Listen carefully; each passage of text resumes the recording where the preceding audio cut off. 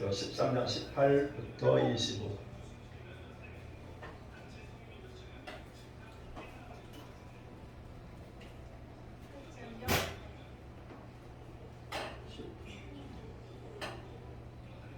(13장 18절부터 25절) 우리를 위하여 기도하라. 우리가 모든 일에 선하게 행하려 하고 우리에게 선한 양식이 있도록 하시라. 내가 더 속히 너희에게 돌아가기 위하여 너희가 기도하기를 더 원한다. 양들의 큰 목자이신 우리 주 예수를 영원한 언약이 피로 죽은 자 가운데서 이끌어내신 평안이 하나님, 모든 선한 일에 너희를 온전하게 하사 자기 뜻에 행하게 하시고 그 앞에 즐거운 것을 예수 그리스도로 말며 우리 가운데 숨기시기를 원하노라. 영광이 그에게 세세토록 있을지어다. 형제들아, 은연의 말을 25절까지.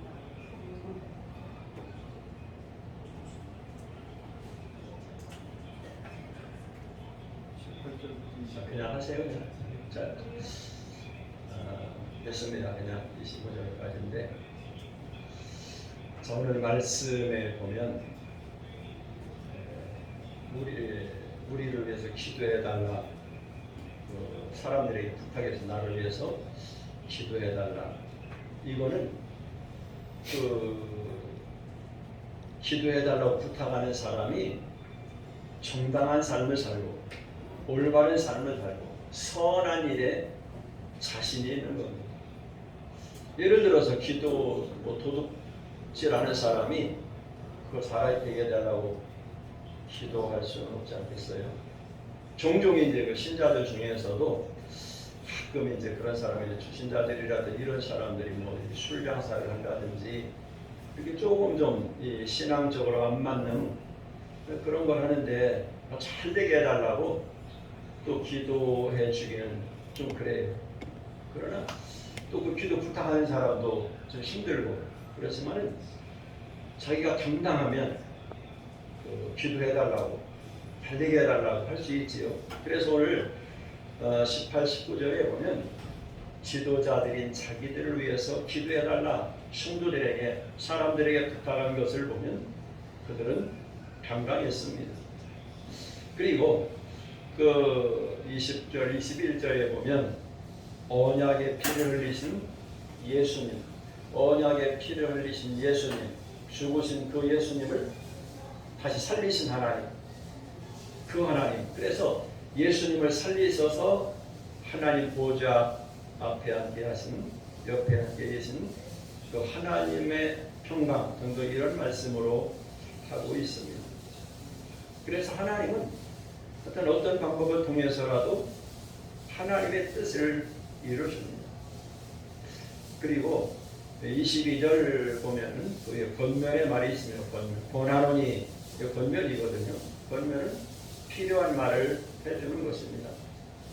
그 사람이 듣기 좋아하는 말을 해주는 게 그게 권면이 아니라 그 사람이 듣기 싫어도 꼭 필요한 이야기를 해주는 거죠. 아이에게 공부하라. 참 듣기 싫지만 부모로서는 그 아이를 위해서 필요한 얘기. 이 약을 먹어라. 참 쓴 약이지만 의사 선생님으로서는 할 수 있지. 자동차가 이제 많은 사람들이 지나다니는 골목에서 자동차가 크락시를 놓고 그러니까 어떤 사람이 깜짝 놀라네. 시끄러워. 그러니까 이제 운전수가 뭐라 했냐면 당신들 다치지 말라고 죽지 말라고 한 거야. 크락션 소리가 시끄럽지만 사실 그 소리 자체는 듣기가 싫지만 소음 같지만 그러나 주변에 있는 사람들에게 또 주변에 있는 차들에게 서로 조심하라고 하는 좋은 신호입니다. 권면이라는 것이 그런 것입니다. 바로 듣기는 싫어도 꼭 유익한 것. 어떤 존경받는 랍비가 하나 있었는데 많은 사람들이 와서 그에게 인생의 문제를 조언받고 훌륭한 랍비요. 모든 사람들이 존경해요. 그런데 딱 한 사람이 그 랍비의 약점을 비난하고 지적하고, 그러니까 그 랍비를 존경하는 사람들은 아주 그를 싫어해요. 아주 악마라고, 나쁜 사람이라고. 근데 그 사람이 병 걸려 죽게 되었어요. 그러니까 사람들이 저 훌륭한 랍비를 비난하더니 천벌 받았다. 그런 사람들이 막 좋아했는데 그 훌륭한 랍비는 슬픔에 빠졌어요. 사람들이 이해를 못했어요. 아니, 자기를 비난하는 사람이 죽었으니 좋아할 수는 없지만 왜 저렇게 슬픔이 가득할까? 그래서 제자들이 물었어요. 선생님, 저 영혼이 불쌍해서 그럽니까? 아니다. 저 영혼이 천국 갔는데 내가 왜 불쌍하겠느냐? 그는 나의 유일한 친구였다. 나를 숭배하는 자들로만 둘러싸인 내게는 유일하게 나에게 보전을 줬던 친구인데 그 친구가 없어져서 나이는 이제 더 이상 발전할 수가 없어서 그것을 슬퍼하는 거다. 그러면서 무릎을 터뜨렸습니다. 훌륭한 랍비입니다. 자, 이제 오늘 말씀 중에서 그 20절 영원한 언약의 피, 이 부분에 대해서 말씀을 좀 강조해 드리려고 합니다. 오늘 또 이렇게 어제부터 드리는 예배 드리는 분들도 있을 것이고 또 계속 드리는 분들도 있는데, 구약 시대에는 짐승의 피를 통해서 사람이 죄 용서를 받았습니다. 죄를 씻음받았습니다. 하나님 앞에 짐승의 피를 드리는 것. 근데 그런 건 불완전해서 자기 죄만 씻을 수 있고, 또 지은 죄만 씻을 수 있지만 다음부터 또 죄를 범하면 또 짐승을 잡아야 됩니다. 피를 드려야 됩니다. 왜냐하면 짐승의 피의 제사는 불완전하기 때문에.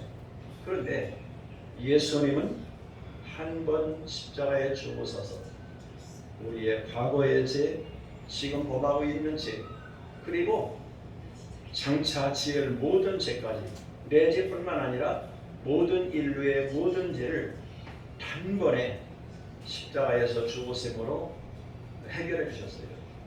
그 죄사함 받게 하고 구원 받게 하고 사탄에게서 자유함을 얻게 하고 사탄의 종에서 자유함을 얻게 하고 또 지옥에서 천국 가게 하고, 이것이 바로 예수님의 단번에 이루신 피입니다. 이 언약의 피입니다. 사람들은 잘 몰라요. 예수 그리스도 그분의 죽음이 또 실패처럼 보여지기도 하고, 그러나 예수님의 피는 모든 것을 단방에 해결한 능력, 하나님의 섭리입니다.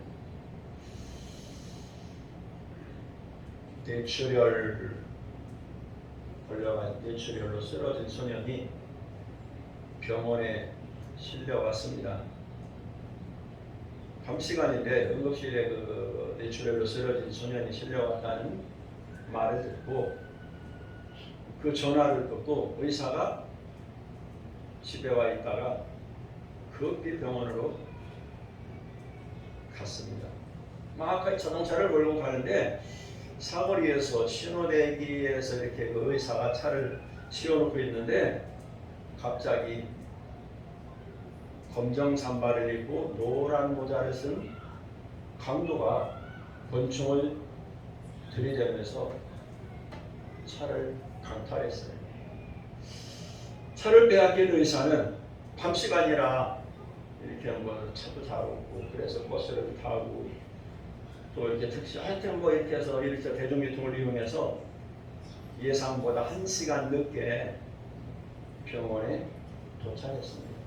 근데 그 의사가 도착하기 전에 5분 전에 그 소년은 세상을 떴습니다. 의사는 너무 안타깝잖아요. 내가 강도를 안 만났으면 이 소년의 생명을 살릴 수 있었을 텐데 그 강도 때문에 너무 안타깝고 가슴 아프고 그러고 있는 상황인데 어떤 중년의 아버지가 이 소년의 시체를 끌어안고 통곡하고 있는데 그 광경을 보던 의사가 깜짝 놀랐어요. 검은 잠바, 노란 모자. 몇 시간 전에 자기의 자동차를 강탈해 갔던 노상 강도가 바로 그 아버지였습니다. 이 아버지도 아들이 죽어간다는 소식을 듣고 너무 다급해서 차를 뺏어가지고 병원으로 달려갔는데 그 아버지는 죽어가는 아들을 속수무책으로 그냥 지켜볼 수밖에 없었어요. 결국 아버지가 아들을 죽인 것입니다. 죽어가는 소년에게는 옆에서 마음 아파하면서 울어줄 아버지가 필요했던 게 아닙니다. 그를 치료해줄, 살려줄 의사가 필요했던 것입니다. 사람들은 우리들도 다 마찬가지입니다. 이 아버지처럼 아버지가 결국 아들을 죽인 거잖아요. 자기 나름대로 똑똑하게 잘한다고 하지만 그것이 어리석음이 돼요. 남을 죽이려고 함정을 파지만 그 함정에 자기가 빠지기도 합니다. 어린아이들의 하는 모습을 어른들이 보면 참 유치해요. 근데 하나님께서 보실 때는 인간들이 다 그래요. 강도질한 아버지, 자기 판단이 옳은 것 같았지만, 잘하는 것 같았지만, 병원에 달려가기는 했지만 구경만 했잖아요. 바로 자기가 빼앗은 그 차 속에 아들을 살릴 수 있는 의사가 있었는데, 바로 비유로 말하면 의사는 예수님입니다. 그리고 그 강도는 주변의 사람들입니다. 짐승의 피가 불완전한 제사라 계속해서 사제의 피를 필요로 했던 것처럼, 그러나 예수 그리스도가 단번에 모든 사람의 모든 죄를 해결한 것과 마찬가지로 성전문 앞에서 구걸하는 거지가 있었어요. 그러니까 교회니까 교회 가는 사람 신앙인들이 동정심도 있고 그래서 동전도 이렇게 주고 어느 날로 말하면 10,000원짜리 준 사람도 있을 거예요. 그들은 그 거지에게, 그 거린에게 돈 주는 것이 전부였습니다. 그러나 예수님은 그를 고치셔서, 그 안진뱅이를 고치셔서 더 이상 거린의 삶을 살지 않고 자유롭게 살 수 있었습니다.